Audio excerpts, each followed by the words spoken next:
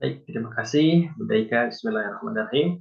Assalamualaikum warahmatullahi wabarakatuh. Waalaikumsalam warahmatullahi wabarakatuh. Alhamdulillah, alhamdulillahil malikil haqqul mubin alladzi habana bil imani wal yakin. Asyhadu an la ilaha illallah wa asyhadu anna Muhammadar Rasulullah.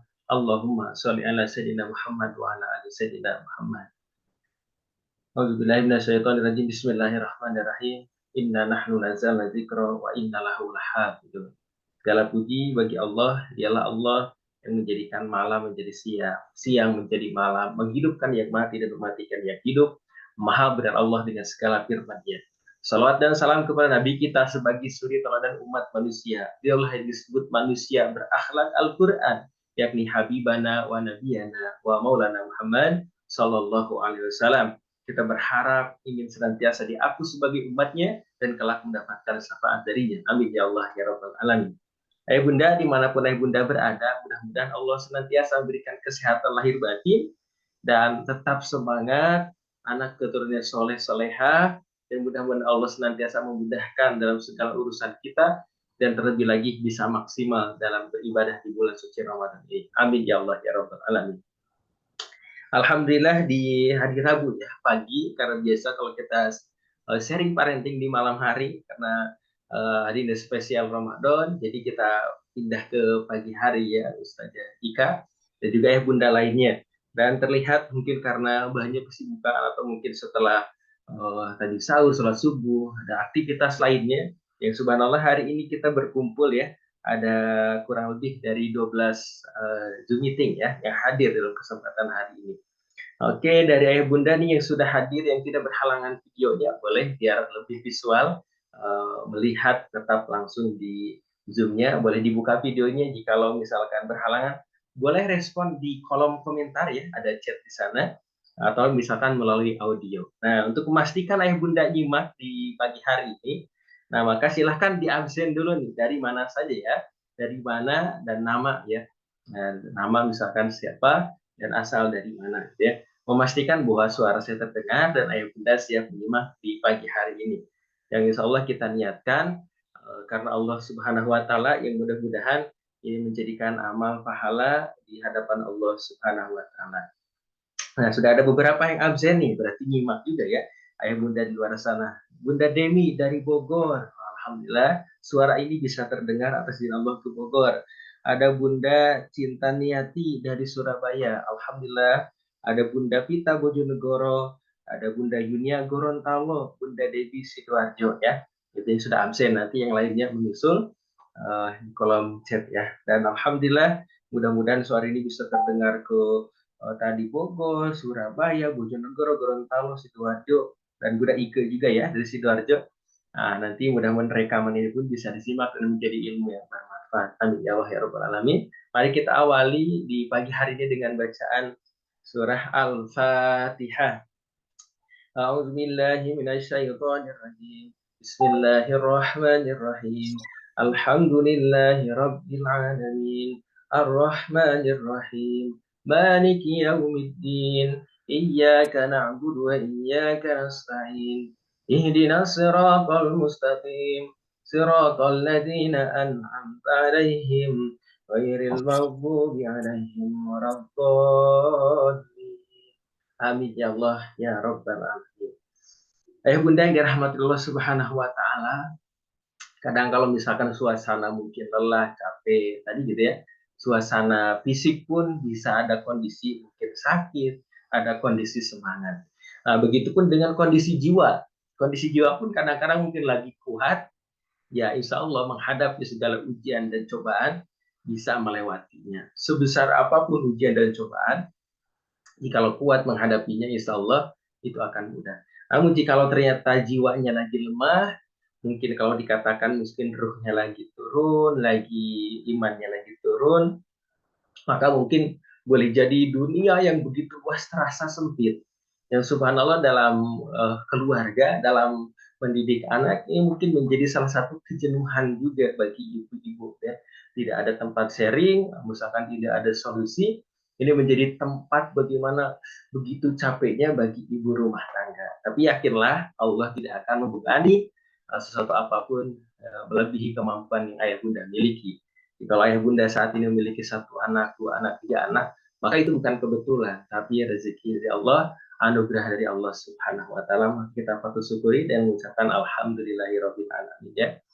Nah, dan juga materi-materi kemarin, Masya Allah itu ya, kita tentang belajar bagaimana tentang diri kita sendiri sebenarnya. Nah, apa diri kita sendiri? Tentang uh, tolak ukur, apakah diri kita ini sudah pantas sebenarnya menjadi seorang ayah? Apakah diri kita ini sudah pantas menjadi seorang ibu? Apakah diri kita ini sudah pantas menjadi seorang ayah? Nah, ini kadang-kadang kita kan harus ini ya evaluasi. Nah, sehingga hadirlah materi yang pertama yang kita ulas, yaitu materi tentang menzolimi anak tanpa sadar. Nah, inilah yang mungkin boleh jadi materi evaluasi sendiri. Tentunya materi bukan buat orang lain sebenarnya, tapi buat diri kita, buat saya sendiri yang menyampaikan, atau buat ayah bunda yang bisa mentafakuri, mentadaburi bagaimana gitu ya. Jadi saya ini apakah saya zolim atau tidak kepada anak saya. Lalu yang kedua, tentang pelajaran-pelajaran Islam prasekolah. Nah, ini cocok sekali bagi ayah bunda yang memiliki anak sebelum sekolah, prasekolah. Apa saja sih yang harus diajarkan? Karena ini adalah pondasinya. Kalau pondasinya udah bagus, nah ini menjadi bekal dalam kehidupan anak-anak kita.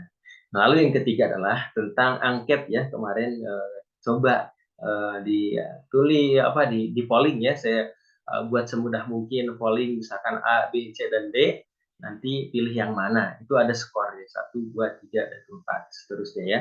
Nah, Bunda bisa melihat jumlahnya dan apa jawaban daripada jumlah tersebut ya. Ada 80 sampai 100, ada misalkan yang kedua, yang ketiga, dan yang seterusnya. Nah, dan terakhir Ramadan bersama keluarga. Nah, Insya Allah ya. Nah, Insya Allah ya Bunda siap menyimak nih ya. Biar memastikan ya Bunda bisa yang siap menyimak gitu ya. Di sini yang bisa dilihat ada Bunda Ika saja ya. Semangat ya untuk kita menyimak di materi pagi hari ini ya. Nah, oke. Jika Bunda siap menyimak, maka saya akan cobakan berikan share screen-nya ya untuk bisa ya Bunda melihat bagaimana materi-materi yang kemarin sudah disampaikan melalui audio. Ini bagi ayah bunda yang visual, maka materi itu hadir berupa audio. Wah, karena saya kalau misalkan materi-materinya audio cepat diserap, gitu, cepat paham, maka hadir materi audio sambil menemani ayah bunda, misalkan dalam aktivitas lainnya, bisa sambil didengarkan. Nah, untuk materi visualnya itu dihadirkan dalam modul. Nah, ini modul yang insya Allah nanti akan dikirimkan kepada ayah bunda yang lainnya ya, yang ada di grup semua untuk dipelajari. Nah, kalau senang orang yang baca yang visual, gitu ya, oh iya senang. Jadi mulai dengan bacaan basmalah, lalu apa saja sih materi di bulan kemarin, takut lupa, maka bisa dilihat lagi. Ternyata ada materi yang menzolimi anak tanpa sadar. Oh iya, ada materi prasekolah. Oh, ada materi tentang angket dan ada Ramadan bersama keluarga. Dan ini atas izin Allah, semoga materi-materi bermanfaat luas dan banyak. Nah, kenapa? Karena ada guru-guru juga ya, guru-guru yang di Jakarta, yang di mana itu sempat meminta izin untuk share materi ini. Maka boleh jika misalkan admin sudah mengizinkan share, silahkan share untuk sekolahnya, silahkan share untuk jamaah muridnya, maka itu dibolehkan ya. Nah, karena materi ini bisa manfaatnya lebih luas lagi. Nah, maka yang pertama kita lihat menzolimi anak tanpa sadar, gitu ya. Nah, ayah bunda yang dirahmati oleh Allah Subhanahu wa taala tentang menzolimi anak tanpa sadar ini tentu tadi materi evaluasi diri. Karena kita orang tua sering tidak menyadari telah berbuat zolim kepada anak lantaran lingkungan sekitar atau misalkan lantaran keegoan atau nafsu diri kita sendiri. Aduh, subhanallah gitu ya. Kadang-kadang mungkin kita terlalu mengikuti hawa nafsu, terlalu sibuk dengan urusan kita, nah sehingga lupa dengan urusan anak. Terkadang kita pun bukan memprioritaskan urusan anak, malah biasanya memprioritaskan urusan diri kita. Jadi kalau misalkan kita ajak anak ini pada urusan orang tuanya, nak nurut dong kepada ibu gitu. Kapan kamu nurut kepada ibu? Nah selama ini ternyata anak itu disuruh nurut kepada orang tuanya, tapi kadang-kadang kita nggak pernah untuk memahami kondisi anak. Nah ini bisa jolim juga ya, astagfirullahaladzim. kita beristighfar kepada Allah Subhanahu wa taala. Nah, kalau misalkan ayah bunda kan ini enggak semuanya anaknya masih kecil gitu ya, tapi anaknya yang udah dewasa juga. Maka sekalian aja saya bahas tentang kezoliman ini. Karena mungkin kita ini kalau kita anaknya masih kecil, nah suatu hari nanti insya Allah anak kita akan dewasa. Bahkan hari ini kita menjadi anak yang dewasa. Karena kita memiliki orang tua, bahkan kita sudah menikah pun kita tetap berstatus sebagai anak daripada orang tua kita. Setuju ya Bunda? Nah, kalau setuju boleh ya. Nah, kita jawab sepakat atau di kolom komentar setuju sepakat ya. Untuk bahwa kita ini harus senantiasa belajar, baik anaknya masih kecil ataupun anaknya sudah dewasa. Kita kasih contoh dulu tentang kezaliman anak di usia dini. Nah, Ibu bisa lihat di sana, ini sangat simpel sekali, bagus sekali ya. Nah, sepakat Bunda Puspita, Masya Allah ya, Barakallah.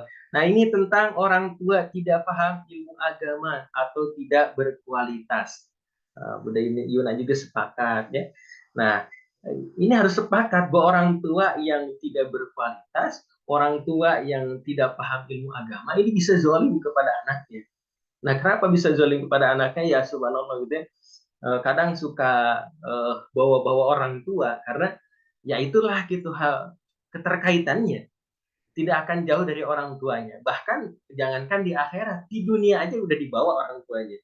Nah, contohnya seperti apa? Ketika misalkan ada anak itu mencuri, lalu itu hukum masyarakat. Ini saya bergelut di dunia sosial untuk mata kuliah saya itu di sosiologi.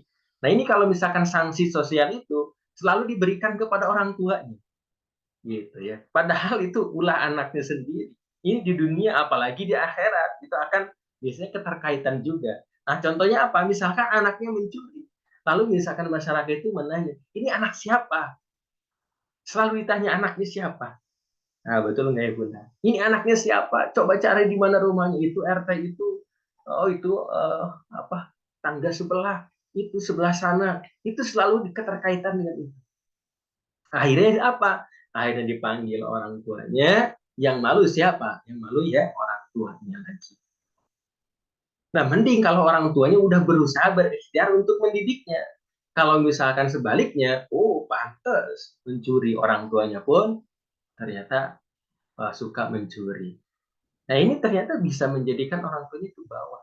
Bahkan sanksi sosial. Ada misalkan anak masuk geng motor, lalu misalkan ketangkep, lalu misalkan di penjara, ditanya ini anak siapa, dipanggil lagi orang tuanya. Itu di dunia selalu keterikatan untuk kepada orang tuanya.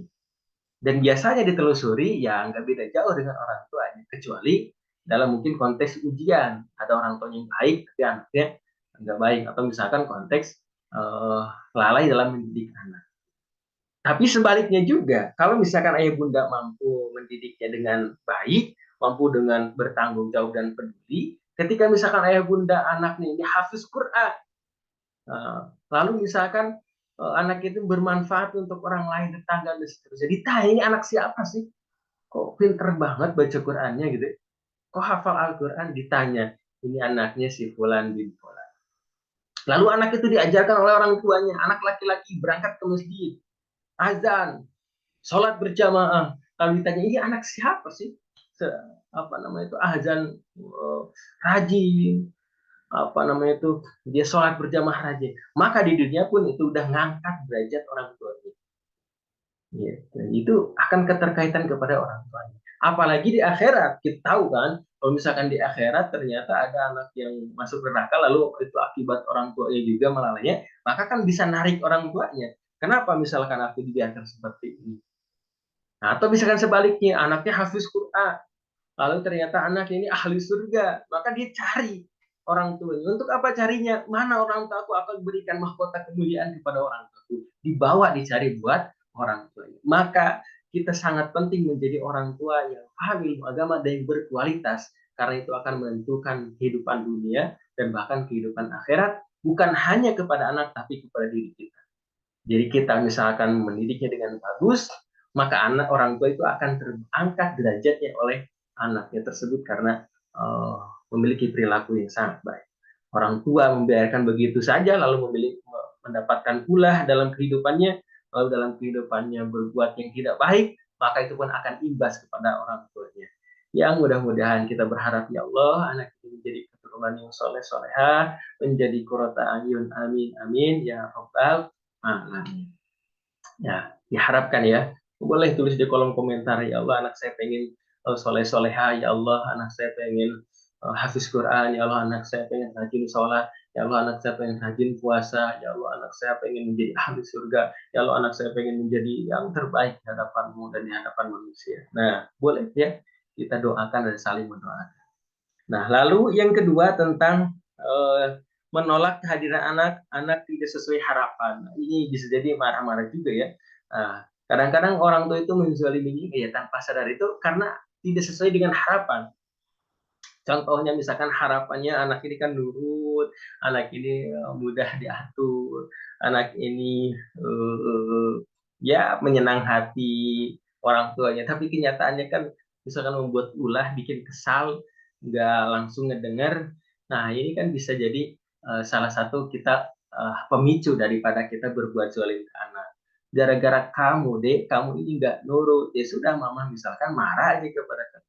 Gara-gara kamu nggak nurut, ya sudah mama misalkan cubit aja kamu. Gara-gara kamu nggak nurut, ya sudah mama pukul aja nih kamu. Nah akhirnya kita nggak sadar bahwa itu kita zalim, terlalu misalkan uh, tidak sesuai harapan, lalu kita marah, lalu kita berbuat seenaknya kepada anak kita. Itu yang kedua. Lalu yang ketiga adalah tentang sosial dan pendidikan. Nah, baik misalkan orang tua otoriter, membebani anak di luar batas kemampuan, tidak bersikap adil, kasar, dan lain-lain. Sepertinya ayah bunda di bidang ini ayah bunda sudah paham gitu ya, bahwa misalkan kita tak boleh memaksakan kehendak orang tua kepada anak-anaknya gitu ya. Nah, sampai misalkan ada yang anaknya itu stres, ada yang sampai depresi dan seterusnya. Tentu dalam hal kebaikan ya kita harus ada strategi ya. Anak zaman sekarang udah pada pinter-pinter gitu ya untuk dia ngebalas bagaimana nasihat orang tua itu sendiri.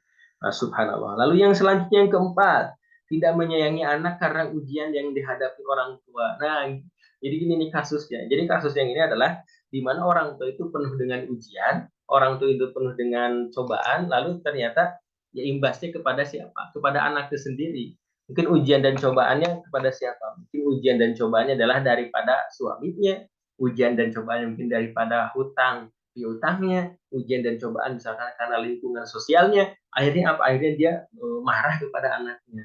Atau yang paling sering adalah tidak senang dengan pasangannya, kesal dengan pasangan akhirnya imbas ke anak ini kamu anak anak ayah kamu ini kamu uh, mirip dengan ayah kamu. Akhirnya dia marah tidak disayangi dan auzubillah min nah kita sama-sama berevaluasi diri. Lalu selanjutnya yang kelima adalah tidak memperhatikan pendidikan anak, tidak mendidik anak sesuai dengan kurikulum. Nah ini bisa lalai dalam pendidikan ya. Misalkan anak ini kan harus diajarin sholat dari mulai kecil sebenarnya gitu ya. 4 tahun itu anak sudah bisa mulai tertib sholatnya ya. Nah, kalau misalkan ada ayahnya untuk ajak ke masjid itu udah bisa tertib sampai 4 tahun, udah bisa paham, diajarkan meskipun nanti akan terpancing misalkan lari-lari, akan terpancing bagaimana di masjid itu misalkan berantem dengan temannya itu mungkin ada usia itu ya, tapi itu menjadi pembelajaran tarbiyah apalagi kalau masjidnya ramah anak gitu. Kecuali memang masjidnya kadang-kadang kan ada yang nggak ramah anak, ada berisik sedikit anak diusir, ada berisik sedikit anak dimarahin gitu ya. Nah kalau masjidnya ramah anak itu udah mulai bisa diajarkan untuk usia 4 tahun 5 tahun ya, nonton bahkan 7 tahun nanti udah terbiasa. Pas dia wajib untuk sholat 10 tahun gitu, untuk harus sudah melaksanakan sholat, anak ini sudah terbiasa, ya orang tua nggak terlalu capek lagi nyuruhnya gitu ya. Nah, kalau misalkan baru 10 tahun baru disuruh, akhirnya mungkin perjuangannya capek juga ya, karena udah gede, belum terbiasa, baru kita marah-marah anak ini udah mau dewasa, udah mau remaja aja. Tapi kalau dari kecil ya nanti mudah-mudahan pas sudah mulai jenjang, ya 7 tahun, 10 tahun, dan seterusnya, kita tinggal mengingetin aja, jadi udah waktunya sholat, ayo sholat dulu. Nah, sehingga tidak ditinggalkan untuk sholatnya. Ayah bunda dirahmati subhanahu wa ta'ala yang selanjutnya mengabaikan nafkah atau tidak bertanggung jawab. Aduh subhanallah ya, kalau ini mungkin biasanya terjadi kepada ayah-ayahnya ya. Ayah-ayah misalkan ada yang bercerai atau misalkan ya mungkin kondisi-kondisinya tertentu sehingga misalkan dia malah keasikan untuk tidak memberikan nafkah, malah misalkan membiarkannya begitu saja. Nauzubillah min dzalik, ini kezaliman yang bisa nampak gitu ya. Mudah-mudahan tidak ada di antara kita dan dijauhkan dari hal itu. Lalu selanjutnya, tidak peduli dengan lingkungan dan pergaulan anak. Nah, ini bahaya ya. Kalau misalkan orang tua biarin aja gaul dengan siapa aja gitu ya. Namanya juga bersosialisasi. Nah, tapi dalam konteks ilmu sosial, itu kita ketika bergaul itu tentu akan menentukan bagaimana karakter, kepribadian, perkembangan anak. Bahkan ini sesuai dengan hadis Nabi yang disampaikan bahwa kalau misalkan kita bermain, bergaul dengan penjual minyak wangi, maka kita akan ke bawah wangi, gitu. Ke bawah wangi, aduh saya senang nih dengan ini, ke bawah wangi, gitu. Nah, meskipun kita nggak beli, meskipun kita nggak pakai wangi-wangian itu, tapi akan ke bawah wanginya. Nah, tapi kalau misalkan mainnya dengan misalkan dengan bara api, dengan pandai besi, ya kalau kita nggak kena apinya, ya minimal bau asapnya itu. Maka sebenarnya kita ini penting untuk bagaimana uh, peduli terhadap lingkungan anak. Dan yang paling luar biasanya saat ini, lingkungan anak itu nggak bisa kita deteksi secara langsung karena ada lingkungan media sosial. Ayah bunda ya, kebanyakan anak-anak kita misalkan usia yang kalau nggak paham itu usia masih kecil, kita kasih handphone, lalu misalkan dia punya Instagram sendiri, punya WhatsApp sendiri, punya Facebook sendiri dan seterusnya, sehingga kita pertemanannya nggak tahu dengan siapa. Ketika misalkan kita terkaget karena dia berkomunikasi dengan orang lain, atau misalkan ada yang sampai dalam kondisi yang tidak bagus juga gitu ya. Nah, kita harus melihat seperti itu, jangan sampai kita kecolongan dalam kondisi-kondisinya. Nah, yang bunda yang dirahmati Allah Subhanahu Wa Taala, itu tadi tentang usia dini ya. Lalu tentang usia dewasa. Nah, usia dewasa ini tentang menekan dan membebani anak. Nah, ini kan kalau misalnya usia dewasa kan kadang-kadang menjadi tekanan ya, dan menjadikan beban kepada anak. Meskipun memang anak kita harus berikan porsi untuk mandiri dan seterusnya, tapi kan ada yang mungkin terlalu dalam tanda kutip ya, tanda kutip terlalu misalkan menekan membebani anak, ya itu anak bisa mungkin lebih ini juga ya, lebih berat juga dalam kehidupannya gitu ya, dipaksa dewasa sebelum waktunya. Nah, itu mungkin banyak terjadi gitu ya. Ada, kalau kita lihat anak yang belum sebenarnya layak bekerja, masih badannya kecil, masih otak dan pikiran juga belum dewasa, ini udah bekerja sangat berat dan seterusnya ya. Dan kehidupan permainannya, kehidupan belajarnya dia hilang. Nah, ya, mudah-mudahan kita tidak seperti itu, mudah-mudahan berjalan sesuai dengan fitrahnya dan dididik atas Allah Subhanahu Wa Taala.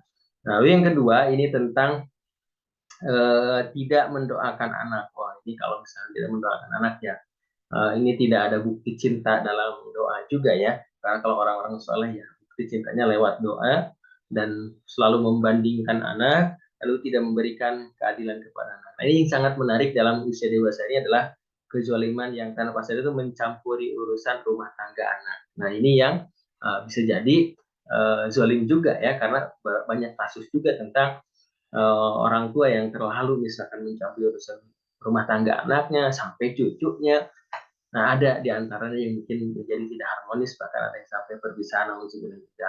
Karena apa? Karena mungkin kita tidak memberikan pelajaran kepada anak, lalu misalkan orang tua itu terlalu membebani, atau misalkan terlalu mengikuti urusan orang anak-anaknya gitu. Seperti itu mungkin ayah bunda pasti paham tentang hal itu ya.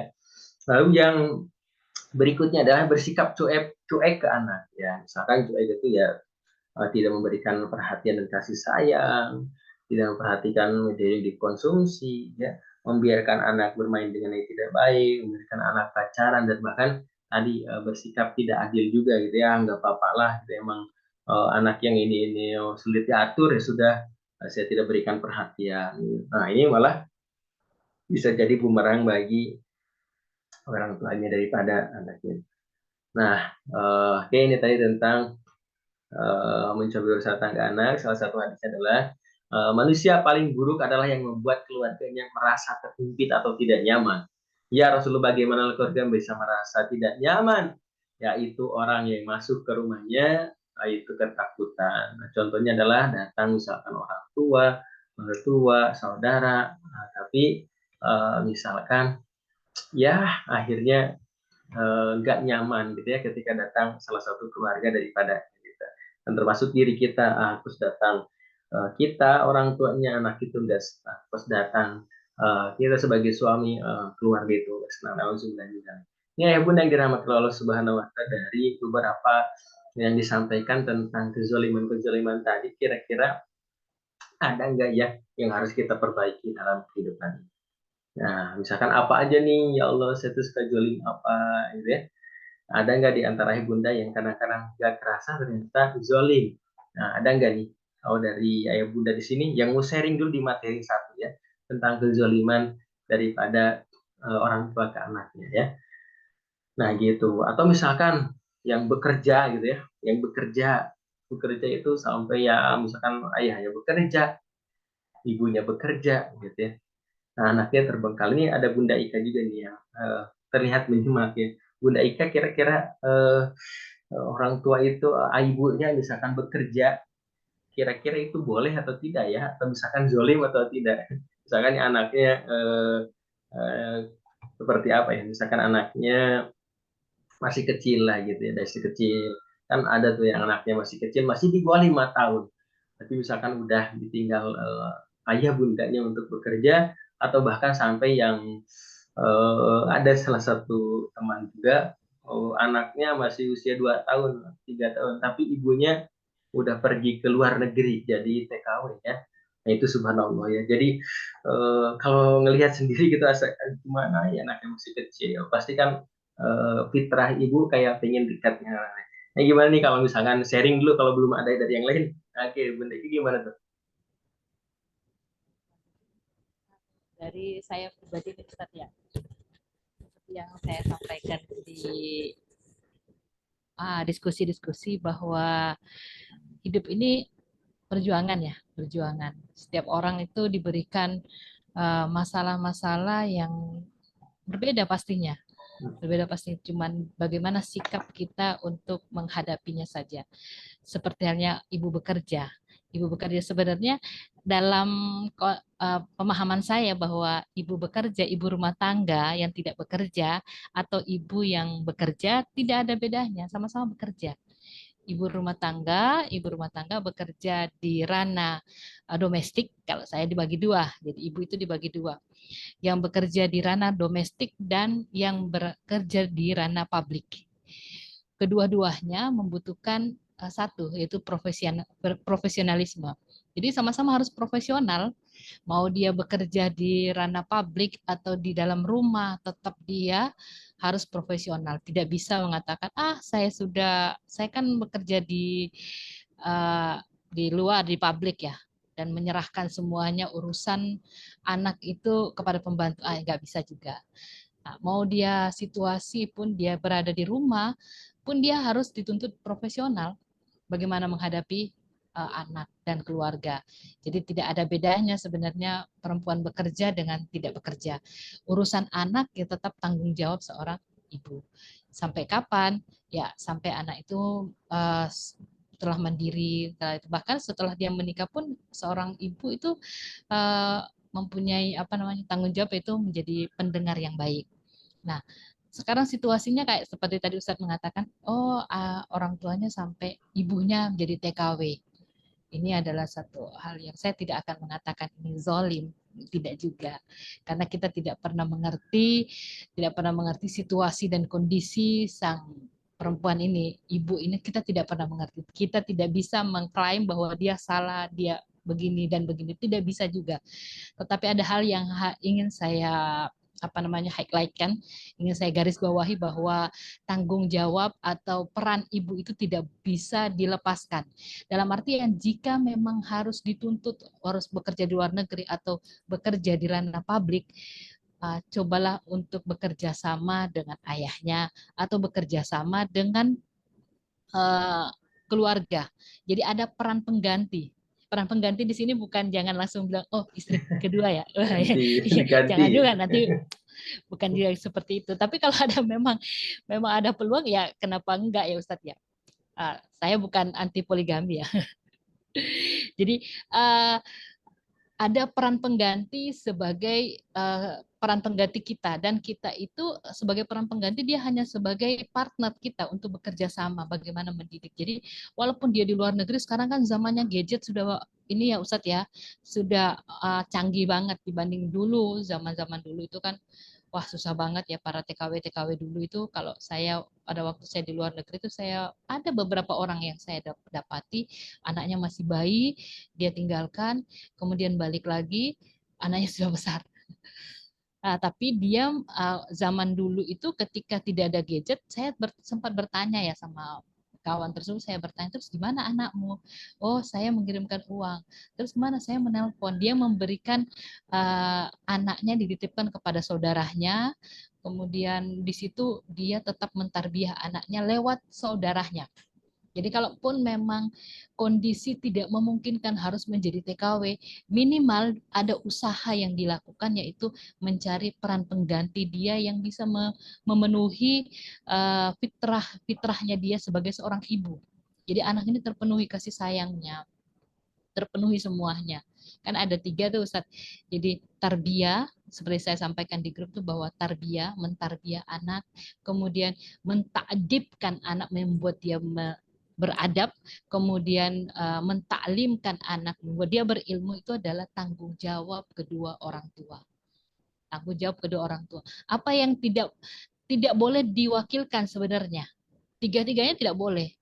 Tarbiyah, ta'dib, ta'lim itu tidak boleh sama sekali diwakilkan oleh siapapun, kecuali taklim. Taklim itu kita bisa menggunakan outsourcing. Artinya itu yaitu seperti peran pengganti atau partner. Dalam artian tidak langsung lepas. Jadi ketika taklim kita tidak bisa, misal ilmu fikih kita tidak bisa, maka panggilkan ustadz. Panggilkan ustadz. Nah, sama halnya dengan ketika ibu tidak mampu berperan sebagai ibu di dalam rumah, harus dari pagi sampai malam, ya gak? Pergi anak masih tidur, pulang anak sudah tidur, ya enggak Ustadz? Jadi tidak ada sampai neneklah yang bertanggung jawab. Nah, kita memberikan nenek yang bertanggung jawab atau siapapun. Nah, terlepas dari itu, mau sama siapapun kita tidak bisa langsung melemparkan tanggung jawab. Enggak, yang penting saya sudah bayar pembantu kok, saya sudah bayar babysitter, aman aja.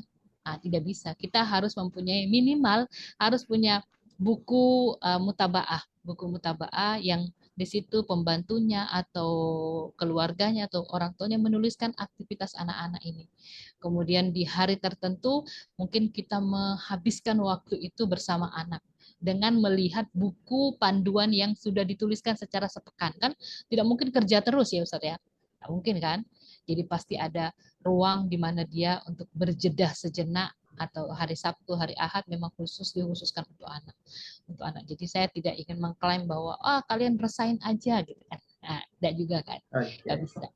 Resain aja lah, tapi nggak bisa Ustaz. Karena kondisi orang kan tidak kita ketahui. Seperti itu sih Ustaz kalau saya. Baik. Terima kasih nih Bunda Ika dari tanggapannya ya. Ini sangat bermakna bagi kita dari sebuah perspektif bahwa kita nggak bisa mengklaim bahwa itu zolim atau tidak. Kembali niatnya juga dan kondisinya ya. Namun ada juga ya, kalau memang misalkan gitu ya, ada suatu jalan, maka ini sebenarnya pernah kejadian juga, banyak juga yang kejadian bahwa kalau keterangan itu kan sebaik-baik keluarga itu kan ke tempat kerjanya dekat, ini berkumpul dengan anak dan keluarganya. Nah, ini menjadikan sebuah kebahagiaan tersendiri. Bahkan kalau bisa nyari uang tuh di negeri sendiri, gitu ya. Bahkan ketika itu pun Nabi pun sangat mencintai Mekah. Ya kalau misalkan ketika misalkan naik ke sebuah bukit, lalu melihat kota Mekah, bagaimana tanah kelahirannya, harus ditinggalkan dulu ya ke hijrah ke Yasrib, ke Madinah ketika itu, ya sangat sedih. Kalau bukan perintah Allah, aku mungkin tetap di sini gitu ya. Nah, karena kita memiliki sebuah cinta nasionalis, cinta tanah kelahiran, itu pasti semua ada punya kenangan tentang tanah kelahiran yang kita hidup tumbuh besar di situ. Nah, mungkin salah satunya perspektif kalau ada yang mengalami, ini sebenarnya bisa kita itu mungkin sebagai opsi di mana belum ada jalan keluar yang lain. Nah, ketika misalkan kita ada opsi, maka kita harus sebenarnya berdoa dan minta, jangan sampai misalkan selamanya ini bekerja aja, kayak yang tadi yang cerita itu berangkat mesin misalkan kecil pulang, ini siapa, kamu siapa, ini siapa gitu kan, gak ngerti kok ini udah gede lagi gitu kan. Itu kan ada perasaan yang kayak Ya, aduh ketir sedih hati, kamu udah gede lagi, gak aku pernah suapin makan ke mulutnya lewat tangan pun seterusnya. Itu kan ada sebuah kesedihan gitu ya bagi anak dan seterusnya. Nah, kalau misalkan ada yang kondisi ini, mungkin boleh jadi kan kita nggak tahu zalim atau enggak ya, karena bisa jadi Allah nilai dari niatnya, dari segala macamnya. Nah, cuman kita kalau misalkan ada kondisi seperti itu, kita harus berdoa, minta ya Allah bukakan rezeki yang dekat dengan keluargaku, yang dekat dengan anakku dan seterusnya. Jadi itu sih alasan-alasan yang kita kalau bisa mah ya zaman sekarang kan bisa rezeki datang dari rumah, gitu ya, bisa benar media Ustaz. online dan seterusnya. Nah ini Masih ada mungkin, jalan ya Ustaz ya, nah masih masih ada jalan. jalan. Misalkan sebelum kita apa namanya itu ya meninggalkan anak atau misalkan ini kita saya sebagai penggiat parenting yang eh, melihat perspektif seorang ibu itu sangat penting, maka kalau misalkan ada seorang ibu yang misalkan masih bisa nih, misalkan dapat rezekinya dekat, bahkan kalau misalkan cukup gitu dari suami, kalau bilang cukup dan gak cukup kan tergantung relatif Benar, keinginan gitu ya. Dan kalau misalkan gak cukup, pasti manusia itu gak cukup nggak terus. pernah cukup ya Ustaz Nggak ya. pernah cukup, pengen misalkan udah dapat satu gunung emas, pengen gunung emas yang itu, pengen yang ini dan seterusnya. Jadi kondisinya di situ. Nah, pada kesimpulannya sebenarnya ya mudah-mudahan nih misalkan segala sesuatu itu ya kita nggak zolim gitu ya, nggak zolim, selalu ada jalan ketika misalkan kita dalam kondisi-kondisi apapun. Nah, jadi ya banyak seperti itulah gitu, mudah-mudahan para ibu ini ya pasti yang akan lahir anak-anaknya yang hebat itu ya tentunya yang senantiasa dididik oleh orang tua yang hebat-hebat. Nah itu sharing di materi pertama ya tentang menzalimi anak tanpa sadar. Ada lagi nih dari ayah bunda yang lainnya? Belum kita coba ke materi berikutnya ya. Dari yang kedua. Kalau belum ada, kita lanjut ke materi berikutnya lagi di usia yang anaknya di pra sekolah ya. Usia anak pra sekolah ini berkaitan dengan pelajaran-pelajaran. Ini sambungan dari materi kurikulum wajib anak soleh soleha. Coba dikasih detail sedikit yang mungkin pada prakteknya yang Bunda bisa kembangkan dengan secara bagus dan bahkan menjadi sebuah referensi bagi orang-orang yang homeschooling. Sebenarnya banyak sekali referensi yang mungkin salah satunya lah inspirasi ya kalau misalkan homeschooling atau yang mau mendidik anak di rumah. Nah, tujuan mendidik anak adalah untuk memperoleh ridha Allah, surganya, dan keselamatan dari api neraka, dan mendapat pahala serta balasannya. Maka dalilnya, aku angkusakum wa ahlikum naro. Kalau semuanya sepakat dan setuju ya tentang hal ini. Lalu, kalau misalkan tentang keberhasilan dan kegagalan mendidik anak, ini banyak sekali faktornya ya. Ini bisa kita lihat sebagai seorang guru, sebagai seorang kepala sekolah, sebagai seorang ibu, sebagai seorang ayah, maka yang pertama adalah faktornya ya tentu faktor pendidik. Jadi kalau misalkan kita titipin ke sekolah, misalkan apa sih apa namanya itu anak saya tetap aja seperti itu. Nah bisa ditelusuri bagaimana guru-gurunya ya kan salah satu indikator kita pengen pesantren anak, sekolahin anak, gimana teladan daripada guru itu sendiri. Satu gurunya, tentu guru yang cerdas pasti banyak mencerdaskan anaknya. Kalau misalkan tentu guru yang teladan pasti anak-anak bikin teladan. Begitupun berkaitan dengan orang tua. Tentu orang tua yang teladan pasti itu akan turun kepada anaknya juga. Orang tua yang rajin ibadah, insya Allah anak akan kebawa ibadah. Nah, itu kurang lebih seperti itu. Lalu yang kedua faktor anak. Nah, karena tidak semua anak itu memiliki IQ atau kecerdasan yang sama. Apalagi kalau seorang guru kita di sekolah, misalkan dari 30-20 orang kan itu anaknya beda-beda. Maka di sini mungkin harus ada metode khusus dalam mengajar kepada anaknya. Kalau seorang guru kan udah paham ada metode apa pedagogik, ada metode audio visual, ada misalkan metode audiotori gitu ya. Kita hadirkan pembelajaran-pembelajaran itu guru yang kreatif kan misalkan seperti itu. Ada pelajaran tentang ini dibuat semenarik mungkin. Nah, itu senang sekali itu kalau kita ada guru yang seperti itu. Tapi insya Allah pasti ayah bunda pun pernah mengalami atau pernah bertemu dengan guru-guru yang wah kayaknya ini guru favorit ini di SD saya, kayaknya ini guru favorit di SMP saya, ini guru favorit di SMA saya. Ini guru favorit di kuliah saya. Karena apa? Karena ya bagus sekali dalam memahami kondisi murid-muridnya. Nah, lalu yang ketiga faktor adalah faktor kurikulum.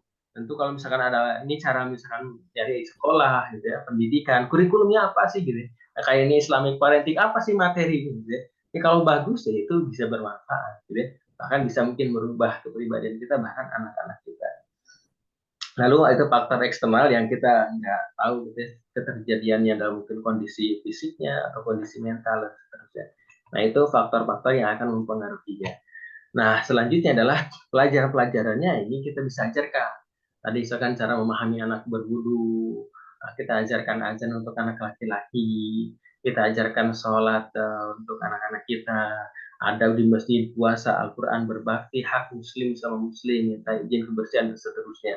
Nah, ini minimal ya, minimal dalam kondisi seperti ini. Kalau kemarin kita coba dalam kondisi dalam grand teorinya adalah minimal tiga dalam pelajaran kepada anak. Apa grand teori besarnya? Yang pertama adalah akidah, yang kedua adalah fikih atau rukun Islam, Islam yang harus diajarkan dalam kehidupannya.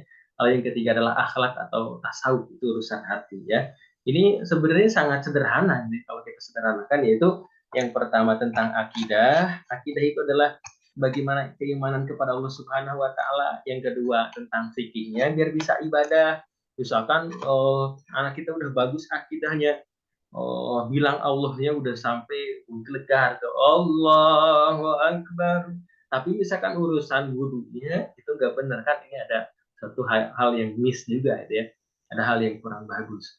Misalkan fikihnya sudah bagus tuh maninah wudunya, tapi misalkan akhlaknya nggak bagus, hatinya nggak bagus, urusan tasawufnya nggak bagus, akhirnya apa?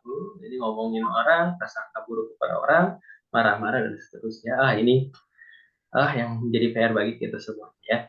Maka kunci keberhasilan pendidik adalah bagaimana berkesinambungan, konsisten dan istiqomah, termasuk ya sebisa mungkin dalam mungkin aktivitas saya gitu ya, ada aktivitas di luar juga, ada aktivitas keluarga, ada aktivitas misalkan ngurusin yayasan atau misalkan bekerja dan seterusnya.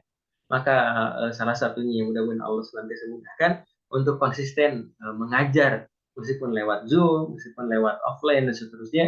Nah, salah satunya adalah Islamic parenting, gitu ya. Parenting yang sudah misalkan dipegang sama Om Alwi dan tim Hikmat lainnya, ya senantiasa istiqomah untuk berkesinambungan dan termasuk menjadikan sama jamaahnya juga, pembelajarannya juga sama, harus berkesinambungan, harus zaman yang panjang, waktu yang panjang, gitu ya. Dan kadang-kadang Bunda Ika dan Bunda yang lainnya kan kadang-kadang kalau jamaah itu suka bilang gitu ya, apa namanya itu, ya kalau misalkan kita para ustadz, para asatidz kiai gitu kan, ya udah misalkan ada yang suruh ngajar itu untuk ikhlas para ustadz asatidnya gitu ya. Nah, kadang-kadang jamaah itu, masyarakat itu berpikir seperti itu ya. Padahal sekarang juga harus dibalik juga, bahwa yang harus ikhlas itu adalah bagaimana jamaah juga harus ikhlas, yang belajar juga harus ikhlas gitu ya. Sehingga ada ustadz kiai di kampung itu sampai dicabut listriknya, gelap tempat ngajinya. Kenapa? Karena disuruh ikhlas daripada guru ngajinya itu. Ya ikhlas saja, ikhlas ngajar, ratusan anak ngajar, ikhlas lillahi ta'ala, tapi jamaahnya nggak ikhlas. Orang-orang yang ngajinya nggak ikhlas. Kenapa nggak ikhlas ya? Kenapa nggak bantu guru ngajinya? Kenapa nggak misalkan ada iuran buat pengajarnya?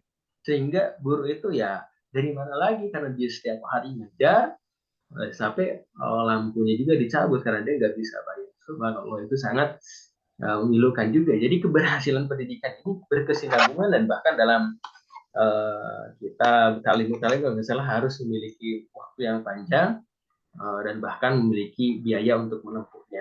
Nah, kita biaya kuliah, biaya apa sangat besar, apalagi bagaimana kita harus biaya pendidikan buat anak, biaya belajar Quran, biaya yang lainnya, maka kita nggak memperjuangkan tentang hal itu ya. Les bahasa Inggris kita bayar sekian ratus ribu per bulan dan seterusnya, atau jutaan, itu mampu, tapi kenapa untuk anaknya soleh-soleh kok jadi perjuangkan? Nah, itu sebagai muhasabah aja untuk diri kita gitu ya. Nah, lalu problematika dalam memberikan pelajaran bagi anak. Problematikanya adalah mungkin tingkat pemahaman anak ya tadi gitu ya. Aduh, ini yang bikin greget. Lalu faktor lingkungan yang buruk, yang harusnya ini anak-anak semangat belajar, tapi kok nggak pada semangat belajar. Nah, kalau misalkan tempatnya sangat kondusif, ini biasanya ya pada semangat belajar gitu ya, baik misalkan PPT atau apapun tempat belajarnya ini akan membuat semangat. Lalu problematika emosi ini kalau udah emosi, udah malas juga ngajarin gitu ya. Nah ini banyak orang tua yang mengeluh seperti itu. Kalau misalkan udah ngajarin anak, lalu anaknya melawan, anaknya ya sulit diatur, udah kayak drama dulu gitu kan, seperti itu kan sharing-sharingnya. Nah ini kalau nggak guru emosi ini terkontrol ya jadi malas, jadi kesel, ya udahlah nggak usah belajar aja seperti itu, subhanallah. Lalu problematika fisik adalah ketika tadi sisa waktu bekerja, sisa waktu aktivitas dan di rumah, akhirnya problematika fisik ya udahlah capek ini bundanya lalu anaknya nggak mau belajar ke yang lain, ya akhirnya nggak jadi belajar. Maka solusi mengatasi problematika ya kita senantiasa mendidiknya dari sejak kandungan terus berkesinambungan sampai anak itu mungkin dewasa dan seterusnya. Nah, kita mencoba perhatikan lingkungan yang kondusif. Waktu Rabbi Anzil Mujalam Mubarakah wa khairul muzirin, tempat ya Allah yang terbaik, yang berkah, yang diberkahi. Dan terus mungkin kalau dalam ujiannya ada diobservasi, diulang dan seterusnya. Bahkan kalau dalam kondisi sekarang itu bisa checklist harian sholat, itu kan ada kalau anak-anak sekolah diberikan checklist harian sholat, dengar ceramah beberapa waktu lalu udah mulai hilang gitu ya. Kayak kita ceramah lalu suka ada anak-anak yang minta tanda tangan gitu kan. Nah itu salah satu bentuk bagus juga sebenarnya dalam kondisi seperti itu karena anak itu bisa mencoba melihat nah ini ceramah, mendengar ceramahnya apa, lalu setelah itu dicari mana tadi yang ceramah ustadznya, lalu minta tanda tangan kepada ustadznya. Ini bagus juga ya, menjadi checklist list harian bagi anak dan orang tuanya. Nah ya bunda yang dirahmati Allah Subhanahu Wa Taala, terasa nih udah 06.18 ya, mungkin mau aktivitas kita percepat di materi yang ketiga. Materi yang ketiga tentang angket ya. Nah ya bunda nih coba di tentang angket ini ada nggak ya bunda yang kemarin sudah uh, mengelis ya atau misalkan menjawab polling yang saya tulis yang saya kirimkan di grup materi itu. Nah, oke yang udah boleh angkat tangan, raise hand atau saya tulis di kolom chat boleh gitu ya. Nah, udah menjawabnya dan bahkan ada nilainya gitu ya. Nah, boleh mungkin buka-bukaan nilainya berapa dan seterusnya. Apakah itu relatif atau tidak, atau misalkan representatif atau mewakili atau tidak dari pertanyaan-pertanyaan itu. Nah ini bisa diukur juga ya daripada respon daripada member-member ini bisa sama tidak gitu, bisa tepat tidak angket ini dan seterusnya. Tapi lihat dari tolak ukurnya ini di atas daripada 60% ke atas itu udah ini ya udah selaras dengan bagaimana pola-pola yang dilakukan. Jika misalkan nilainya yang pertama yang gede gitu ya. Nah ini pertanyaan-pertanyaannya mungkin bisa lihat lagi di kelasnya itu yang belum bisa jawab. Nah bisa dilihat juga ya. Jadi ada 5 skor itu ini menjadikan sebenarnya bisa dalam kondisi pertanyaan yang lain ya. Nanti bunda bisa lihat juga seringnya, selalunya, kadang-kadang itu bisa dilihat ya. Ada selalu, sering, kadang-kadang bahkan tidak sama sekali. Misalkan apakah memberi nafkah? Tidak sama sekali kan itu bisa zolim juga gitu ya. Nah itu bisa kena teguran bahwa kita kena kezoliman gitu ya kalau nggak sampai ya. Misalkan kayak kita mengajarkan kebiasaan anak bersih, selalu saya mah selalu, ini bagus sekali ratingnya. Mengajarkan anak disiplin, saya selalu anak mengajarkan disiplin, ratingnya tinggi, nilainya 5 ya untuk yang jawaban A. Sejauh manakah mendidik atau melakukan anak tentang sholat? Saya selalu ajak anak ke masjid. Ingatkan saya selalu, sering, kadang-kadang, tidak sama sekali. Itu kan bisa menjadikan rating bagi orang tua itu sendiri gitu ya. Apakah kita sudah orang tua yang khawatir, bukan khawatir, jadi punya kegelisahan kalau anak ini nggak sholat. Itu bagus. Kalau orang ini nggak gelisah, anaknya nggak sholat, ini kurang bagus juga, subhanallah. Tentang Al-Quran, saya selalu ajarkan Al-Quran, selalu anak harus baca Quran. Nah ini bagus juga. Nah tentang misalkan apa-apa doa-doa, saya selalu nah, tentang misalkan bagaimana berkarya, saya selalu bagaimana tentang tidak marah-marah, selalu atau misalkan tidak sama sekali dan seterusnya. Ibunda sudah bisa melihat bagaimana jawaban-jawabannya. Boleh nih kalau mau dites saya Bunda ya. Nanti misalkan ada 20 pertanyaan itu akhirnya nilainya kalau 85 sampai 100. Ini ada dalil-dalilnya juga ya dari firman Allah Subhanahu wa taala yang bisa nanti dicek ulang di sana yang sudah diberikan tulisan dan melalui audio. Ada yang bagus, sangat bagus pendidikannya. Ada yang 70 sampai 80 itu udah jalur yang bagus. Ada 50 sampai 70 kita harus belajar lagi kepada orang yang sudah bagus. 0 sampai 50, nah ini kita harus mengevaluasi diri, bertobat kepada Allah Subhanahu wa taala. Jangan sampai kita zolim kepada anak kita. Dan pada akhirnya kita masuk ke materi terakhir di bulan suci Ramadan tentang Ramadan bersama keluarga. Yang ini dirindukan, ini kita doa-doa Allahumma barik lana fi Rajab wa Sabana wa barikhna Ramadan wa hasil maqasidana. Ya Allah, masukkan kami ke bulan Rajab, lalu masuk ke bulan Syaban, dan juga masuk ke bulan Ramadan yang penuh berkah, penuh ampunan. Yang alhamdulillah sampai hari ini kita masuk ke hari ke-7 bulan suci Ramadan, yang hari ke-7 yang tak terasa begitu lewat Ramadan ini. Sehingga subhanallah, mudah-mudahan apa yang dilakukan di bulan suci Ramadan ini diberi kekuatan dan amal ibadah yang sedikit juga bisa diterima di hadapan Allah Subhanahu wa taala dan mendapatkan berkahnya. Di bulan suci Ramadan, di surat Al-Baqarah 183, ya ayyuhalladzina amanu kutiba alaikumusiyam kama kutiba alal ladzina min qablikum la'allakum tattaqun. Supaya kita menjadi pribadi-pribadi yang bertakwa, baik takwa dalam urusan ibadah yang secara terlihat fisik sholat gitu kan ya, atau misalkan ibadah yang tidak terlihat seperti misalkan hati kita berdoa, pikiran kita tidak prasangka buruk, tidak marah-marah, tidak bersedih, tidak kecewa, tidak berputus asa. Itu kan bentuk dari ketakwaan kepada Allah Subhanahu wa taala. Bahkan Ramadan ini menjadi syahrul Quran, syahrul Ramadan alladzi unzila fihi al-Quran hudan lin-nasi wa bayyinatin minal huda wal furqan. Ramadan ini menjadi turunkannya Al-Quran, menjadi pembeda antara hak dan batil, yang hak dan yang batil, menjadi pembeda ya. Subhanallah itu ya. Ya mudah-mudahan ayah bunda semuanya diberikan kesehatan lahir batin, anak keturunan soleh-solehah, dan Ramadan menjadikan Ramadan bulan tarbiyah yang tadinya kita jarang bangun subuh, anak kita jarang bangun subuh atau sahur. Bangun sahur, bangun makan sambil merem, sambil ngantuk gitu ya. Anaknya tidur sambil ngantuk, aduh nggak terbiasa mah bangun sahur dan seterusnya.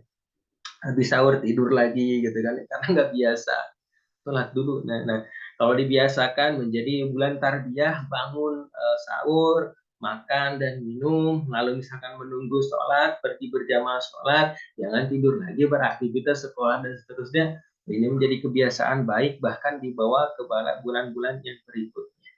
Nah, terus dibawa ke bulan berikutnya. Dan juga ada di bulan suci Ramadan yang tentu ibadahnya ini menjadi pembeda dari bulan lainnya, itu puasa di bulan sejak fajar sampai nanti dalam matahari sampai maghrib. Ini menahan diri kita untuk belajar bahwa kita nggak bisa makan makanan yang halal ada di hadapan kita sebelum waktunya. Ini melatih kesabaran juga kepada kita, melatih ego kita dan seterusnya. Nah, maka ibunda dirahmati Allah Subhanahu wa taala, jadi itulah materi yang di bulan-bulan kemarin. Insya Allah kita akan lanjut di bulan September, di bulan berikutnya April ya, di bulan April yang mohon maaf gitu ya, kalau misalkan dari tim informasi atau iklan belum menginfokan ke teman-teman lainnya karena misalkan keterbatasan dengan pekerjaan lainnya. maka boleh silahkan bagi bunda di member ngerasa ini bermanfaat, bantu share supaya orang ini mendapatkan manfaat juga tentang parenting.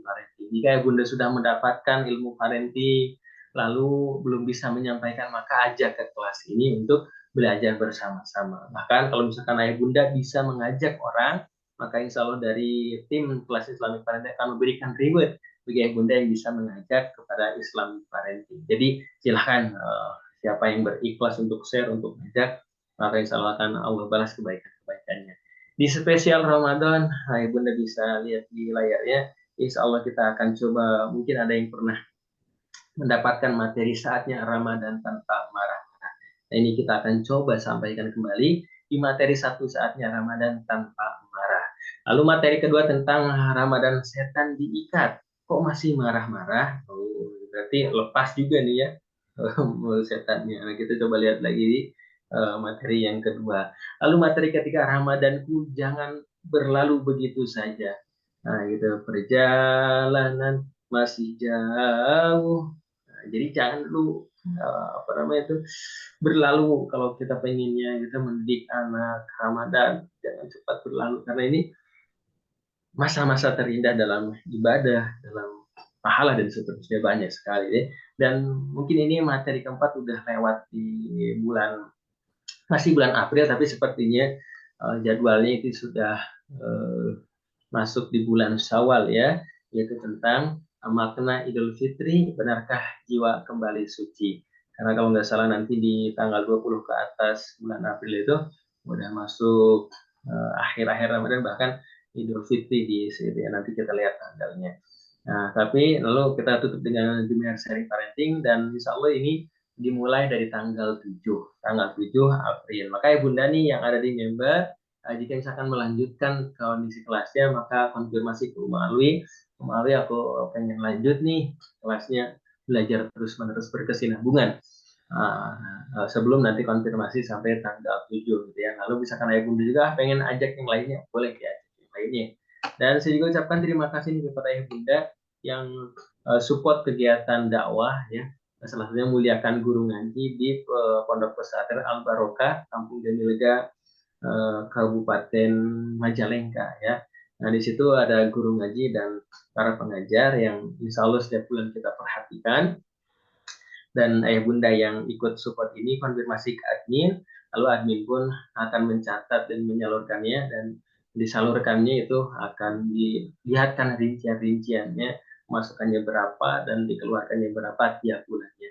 Mudah-mudahan ayah bunda yang tergabung di kegiatan ini, dan bahkan kalau misalkan pengen misalkan ini kesempatan nih, silahkan ya, karena insya Allah selain misalkan muliakan guru ngaji, kalau misalkan ada kelebihan daripada program muliakan guru ngaji, maka kita salurkan juga untuk anak yatimnya, bahkan untuk kegiatan-kegiatan lainnya ya, untuk kegiatan dakwah, untuk kegiatan jompo dan seterusnya. Nanti kita akan salurkan untuk kebermanfaatan yang banyak gitu ya. Karena kalau kita misalkan muliakan guru ngaji, lalu si guru ngaji itu ngajarin kepada misalkan 100 orang, maka kita berharap ya Allah, tenaga yang dia lakukan, pikiran yang dia lakukan ya, mudah-mudahan ngalir juga kepada orang yang supportnya. Jadi itu sedekah yang cerdas juga gitu ya. Jadi sedekah menjadi ilmu yang bermanfaat. Anak yatim juga sama demikian gitu ya. Kegiatan dakwah juga sama demikian. Jadi mengambil suatu hal yang bermanfaatnya terus mengalir kepada kita semuanya. Jazakallahu khairan katsiran, semoga Allah membalas kebaikan-kebaikannya, dan kami menjadi perantara dan amal yang diterima dari Allah Subhanahu wa taala, dapatkan keikhlasan di hadapan Allah Subhanahu wa taala. Nah, ibu yang dirahmati Allah Subhanahu wa taala, itu saja mungkin yang bisa saya sampaikan. Sebelum ditutup, mungkin ada kesan-kesan dulu dari ayah bunda, atau misalkan bertanya, memberikan masukan, boleh ya kepada admin seterusnya. Di sini juga tadi ada yang muncul di video, ada Bunda Puspita. Ini sekarang muncul juga Bunda Lia Alwan ya, di Denpasar di Bali kalau nggak salah. Ya, Alwan tadi terlihat sepertinya udah seorang guru ya, Bunda Lia nih. Bunda Lia udah ada di sekolah. Nah, boleh sapa-sapa dulu nggak, ini lagi sibuk ke Bunda Lia nih di sekolah atau enggak? Oke, Masya Allah ya. Oke, boleh dibuka audionya dulu, sapa-sapa di sana di Bali sebelum kita tutup pertemuan di apa ya. Assalamualaikum Bunda Lia. Waalaikumsalam Ustaz. Masya Allah, udah di mana ini? Iya, udah di sekolah Pak Ustadz. Wah, alhamdulillah guru ya mengajar ya anak-anak ya. Anak-anak. Geng. Alhamdulillah mudah-mudahan. Bagaimana dengan materi yang kemarin tuh ada anak-anak ya. Bagaimana dengan materi kemarin nih? Bermanfaat gak materi-materi Islamic parentingnya? Alhamdulillah Pak Ustadz. Walaupun belum total menyimaknya, ada sambilan padat membersamai anak-anak di rumah peradaban juga. Alhamdulillah ya nggak apa-apa ya. Mudah-mudahan jadi referensi ketika nanti butuh, nanti bisa dilihat gitu ya, bisa menjadi tempat sharing. Masya Allah anak-anaknya, murid-muridnya soleh-soleha ya, Masya Allah. Luar biasa. Tempat ngajarnya umum saya Pak Ustadz, tapi 80% anak muslim yang masuk di sini. Alhamdulillah, ya nggak apa-apa. Dengan mengajarkan akhlak dan seterusnya ya, mereka akan terbawa untuk kondisi-kondisi yang bagus dalam kehidupan dan segala macamnya gitu ya. Nah, gitu. Iya, terima kasih nih Bunda Lia ya, dan itu ada salah satu muridnya ya. Mudah-mudahan menjadi amal jariah bagi Bunda Lia Alwan, bagi kami juga ya. Dan insya Allah perjuangan Bunda Lia ini akan menjadi mulia di hadapan Allah Subhanahu wa Ta'ala. Amin, Pak Ustaz. Berkah. Iya. Amin, amin, amin. Amin, amin, amin ya Allah ya Rabbal Alamin. Terima kasih Bunda Lia ya, dan ayah Bunda yang lainnya. Iya. Mungkin saja yang bisa disampaikan Bunda Ika dan ayah Bunda lainnya. Mungkin sepertinya pertanyaannya nggak ada ya. Ada 2 pertanyaan Ustadz di sini. Oh, ada 2 pertanyaan. Ada 2 pertanyaan. Oke, silakan. Oke. Baik, ini dari Bunda Puspita di Bojonegoro. Beliau menanyakan, izin bertanya Ustadz terkait dengan zolim dengan anak. Banyak PR saya untuk mengejar ketertinggalan saya. Ini terlihat dari putra sulung saya yang sampai saat ini pengelolaan emosinya.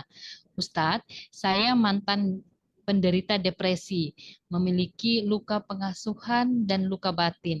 Saat mengandung anak pertama, masih dalam proses dalam menangani. Terkait dengan hal itu, bagaimana saya memanajemenkan untuk diri dan keluarga? Jadi manajemen emosi, Ustadz. Oke, subhanallah ya. Bunda Puspita yang dirahmati Allah Subhanahu wa Ta'ala, tentang ini kan bisa jadi pemicunya adalah luka, penderitaan atau pengasuhan gitu ya, atau depresi dari situ mungkin ya. Nah, dari hal tersebut mungkin bisa tadi berpengaruh kepada anak pertama dan mungkin masih merasa kayaknya saya ini zolim nih ke anak pertama saya gitu ya. Nah, di sini sebenarnya penyembuhannya adalah dengan cara berjalannya waktu natural gitu ya, atau misalkan dengan bantuan eksternal yaitu dengan psikologi, psikiater atau misalkan terapi. Nah, untuk misalkan perjalanan waktunya, kalau saya lihat dari Bunda Puspita sudah mau berbicara atau bertanya di kolom ini berarti kondisinya menurut saya ini pasti membaik gitu ya daripada sebelumnya.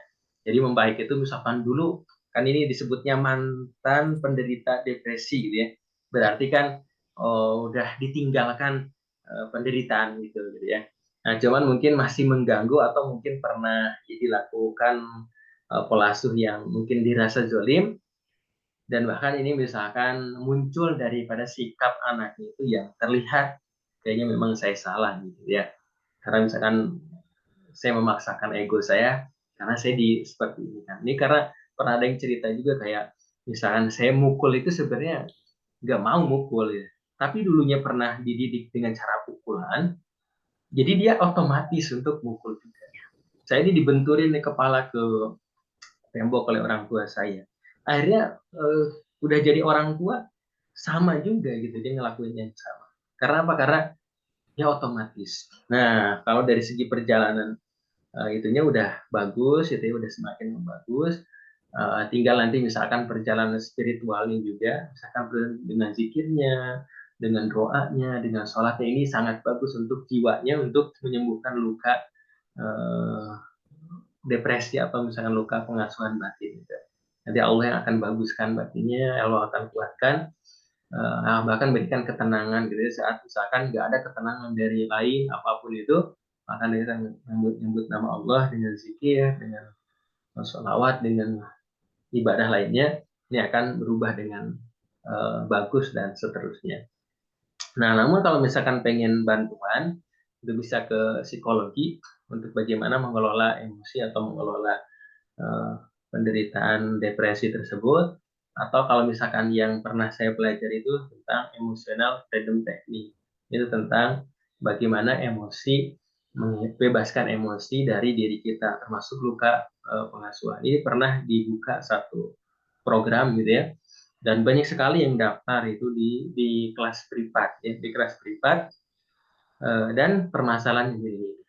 Pernah banyak sekali testimoni dan salah satunya mungkin setelah saya upload di grup itu tentang seorang anak yang tertekan oleh orang tuanya, kalau coba di terapi tersebut dan itu bisa insya Allah dibantu untuk menghilangkan luka batinnya. Ada juga yang sebelumnya seperti itu kan, di luka pengasuhan sampai dibentur, ditendang gitu ya, lalu kita coba damaikan hati dan pikirannya, lalu dia berdamai dengan dirinya dan dia memperbaiki pendidikan kepada anaknya. Oh iya, saya nggak mau kayak gitulah gitu ya.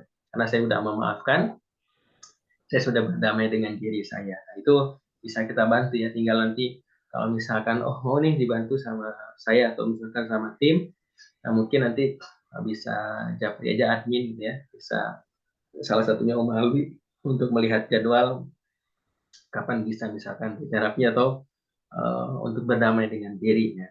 Nah, untuk terkait kepada anaknya ya bersabar aja gitu ya, karena mungkin dulu masanya misalkan ada sampai 10 tahun kita kondisi salah mendidik, lalu ketika sudah kita berubah sekarang mendidik dengan cara yang bagus, besok lusa kita pengen anaknya jadi bagus ya. Itu bukan bim salah bim juga ya, perlu proses juga untuk penyembuhannya, untuk menjadi anak memaafkan juga kepada orang tua. Biasanya kalau yang berkaitan gini, orang tuanya di terapi, nanti giliran setelah itu di waktu yang lain misalkan anaknya untuk memaafkan juga pola asuh dari orang tua itu sendiri. Nah, seperti itu tanggapan kepada Bunda siapa? Puspita, mungkin Bunda Ika ya. Kira-kira seperti itu Bunda Puspita. Insya Allah kalau mamanya ingin mendapatkan info lebih lanjut bisa hubungi admin Uma Alwi. Dan seperti tadi Ustaz sampaikan, untuk berkaitan dengan anak, ya bersabar. Bersabar, nikmati prosesnya. Dan satu lagi, jangan pernah sendirian. Untuk orang-orang yang mantan depresi dan seterusnya, jangan pernah sendirian. Karena kalau berjamaah, insya Allah jawaban itu pasti dapat. Kalau sendirian malah akan ke-trigger dengan hal-hal yang sebenarnya tidak penting, ya Ustadz ya. Ingat lagi gitu ya. Ya, ingat lagi. Jadi bertemanlah dengan orang-orang yang bersama-sama untuk mengajak kepada kebaikan-kebaikan. Insya Allah seperti itu. Baik Ustadz, yang pertanyaan yang kedua, karena ini waktu sudah mepet, maaf ya Bunda Puspita, nanti bisa disambung ke grup nanti kalau mamanya masih ada yang mengganjal. Kemudian ada pertanyaan yang kedua Ustadz dari Bunda Yuna. Beliau memiliki anak laki-laki umurnya 4 tahun dan dan 2 anak laki-laki usianya 4 dan 6 tahun. Beliau bertanya, bagaimana trik mendidik anak agar bisa nurut sama orang tua usia 4 dan 6 tahun? Tadi saya sudah bertanya tadi. Oke, baik, bismillah ya. Ini saya coba kasih tips-tipsnya di materi anak menjadi penyenang hati ya. Nah, kalau nggak salah itu pernah saya share. Yang pertama, tips menjadi penyenang hati atau nurut ya. Ya, ini kita kasih makan makanan yang halal, yang berkah, yang didoain gitu ya. Ini dari segi itunya, bahkan dari segi sekarang ilmu kesehatan kedokteran itu kan ada pengaruh juga gitu, dari segi bagaimana orang tua itu bisa memberikan makanannya. Nah, itu ada ahli gizi dan seterusnya, bagaimana jadi anak tantrum gitu kan ya. Kenapa misalkan dikasih makanan ini dan itu, ini bisa mempengaruhi anak nurut dan enggak juga gitu ya. Kita kasih doa, ya Allah, kasih doa makanannya ini mudah-mudahan berkah, berdoa dulu anak saya soleh soleha. Makanan dan minumannya itu menjadikan salah satu energi bagi anak yang mudah-mudahan jadi tunduk dan patuh nurut kepada orang tuanya. Lalu yang kedua adalah pendidikan Al-Quran. Pendidikan Al-Quran yaitu bagaimana misalkan seorang anak, bagaimana seorang ibu nggak boleh melawan sama orang tua, gitu ya. Nah itu kan pendidikan-pendidikan yang membuat anak itu nurut gitu. Apalagi kalau misalkan anak ini diajarin sama gurunya bergaul dengan Quran, biasanya akan menjadikan anak itu menjadi soleh-soleha. Karena apa? Ada Al-Quran dalam dirinya. Kalau misalkan ajarkan juga anak tentang sunnahnya, gitu ya, sunnah-sunnah Nabi, gitu ya. Nggak boleh misalkan suara tinggi ke orang tua, nggak boleh ngebentak ke orang tua. Itu kan pelajaran seperti itu. Udah sangat lengkap juga dalam Islam, deh. Nah, pelajaran tentang sifat Nabi, Nabi misalkan akhlaknya baik, akan kalau di sekolah akhlak terpuji, gitu ya, akhlak tercela. Ini kalau secara ilmu pikiran itu sangat mengarahkan pikiran anak untuk menjadikan tunduk dan patuh kepada orang tuanya. Jadi oke oke oke gitu. Itu sangat bagus sekali pelajaran-pelajaran tentang akhlak terpuji dan akhlak tercela gitu ya. Nah, lalu misalkan selanjutnya adalah bagaimana teladan orang tua itu sendiri. Kita juga nggak pernah misalkan membentak suaminya, kita juga nggak pernah keras kepala. Gitu. Nah, kita coba ajarkan hal-hal tersebut. Dan yang terakhir, tak lupa mendoakan anak. Ya Allah, anak saya menjadikan anak yang qurrata a'yun, penyayang hati, penurut, dan seterusnya. Itu dari perspektif anak penyayang hati. Jadi, kalau dari perspektif lainnya, mungkin anak gak nurut ini kan ada alasan. Ya, alasan kenapa anak gak nurut. Bahkan ada sifat sebenarnya kita bisa telusuri ini sifat apa sebenarnya. Ya. Kalau ahli-ahli melihat minat dan bakat, melihat potensi anak ini bisa dilihat. Anak pembantah ini sebenarnya kemana arahnya gitu kan ya, kalau dalam tanda kutip gitu ya. Nah ini bisa dilihat seperti itu. Jadi kalau jawaban Bunda Ika adalah misalkan nggak mengklaim langsung anak ini nggak baik, ya. Tapi ada potensi yang anak itu miliki, apa kira-kira untuk kedepannya. Nah, seperti jadi jangan bersedih hati kalau ada anak yang misalkan ngebantah seterusnya, berarti tinggal cari polanya aja ya, anak ini sebenarnya bagaimana sifat dan karakternya dan bagaimana cocoknya seperti apa. Nah, tinggal ngarahinnya aja. Nah, karena beda-beda. Kalau kita lihat ke sahabat, ada sahabat yang lembut, yang mudah tersentuh. Bahkan kalau jadi imam nangis. Kan Abu Bakar As-Siddiq. Abu Bakar Siddiq itu dengan ya mungkin kelembutan. Tapi ada juga sahabatnya ini nggak dibedain juga. Tapi ini karakternya gitu. Karakternya ada misalkan sahabat yang kalau dipancing emosi oleh lawan, oleh musuh, dia keluarkan pedang gitu ya. Pernah ada misalkan yang mungkin nggak bagus ke Nabi langsung keluarin pedang gitu kan ya. Nah, ini Umar bin Khattab apa untuk menegakkan hakim dan batilnya tegas sekali gitu kan ya. Ini ya nggak bisa disalahkan karena emang porsinya di situ. Ada misalkan ahli Quran yang malu juga ya, misalkan Utsman bin Affan atau misalkan oh ini mah rajin pisan belajarnya, maka diambil oleh sahabat Nabi yang bernama Ali bin Abi Thalib berjuang dalam keilmuannya. Misalkan anak ini senang berjualan kaya raya gitu ya, pengennya tuh jadi pengusaha, pengennya banyak uang. Ya ada di dalam Islam yang ngambil bagian itu. Abdurrahman bin Auf itu kaya raya dan seterusnya. Ada yang senang ibadah, senang berdoa. Ya kan ada Sa'ad bin Abi Waqqas dan seterusnya. Jadi porsinya beda-beda. Ada juga bahkan sahabat Nabi yang suka ngeyel, suka maksudnya ngeyel itu dalam ada menyanggah, kritis, itu juga ada juga. Ya. Ada misalkan sahabat Nabi ini bagus suaranya, ya ada jadikan yang terbaik juga. Kalau kamu bagus suaranya, jadikan muazin, Bilal bin Rabah, gitu. Jadi mungkin seperti itu tanggapannya ya. Bunda Ika, apakah ada pertanyaan lain atau cukup ya karena udah 45, ada yang udah berangkat ke sekolah juga dan beraktivitas ya, yang Alhamdulillah lain-lain. Ustaz, sudah selesai, pertanyaan tidak ada, cukup. Oke, terima kasih ya Bunda dimanapun ya Bunda berada. Saya Didik Agus Landi, semoga ada manfaat dan ada yang bisa kita amalkan dalam kehidupan sehari-hari. Mohon maaf jika ada khilaf dan salah, selalu doakan dan saling mendoakan. Mungkin dimanapun kita berada, mudah-mudahan jadi kekuatan bagi kehidupan kita untuk selamat di akhirat dan bahagia di akhirat. Subhanakallahumma bihamdika asyhadu an la ilaha illa anta astaghfiruka wa atubu ilaik. Rabbana atina fid dunya hasanah wa fil akhirati hasanah wa qina adzabannar. Alhamdulillahirabbil alamin. Assalamualaikum warahmatullahi wabarakatuh. Saya serahkan ke Bunda Ika. Alhamdulillahirabbil alamin. Seminar kita pada tanggal 29 bulan Maret 2023 di tahun ini, di bulan Ramadan ini yang ke-7 alhamdulillah selesai. Terima kasih Ayah Bunda yang telah membersamai kami pada pagi hari ini. Insya Allah rekaman dan PDF akan dikirimkan oleh Bung Alwi ke Waplen masing-masing, dan untuk kelas selanjutnya insya Allah akan diinfokan kembali di grup. Terima kasih, itu aja dari saya. Saya Ika mohon diri dan kurang lebih saya mohon maaf. Wabillahi taufiq wal hidayah. Wassalamualaikum warahmatullahi wabarakatuh. Terima kasih semua. Waalaikumsalam warahmatullahi wabarakatuh.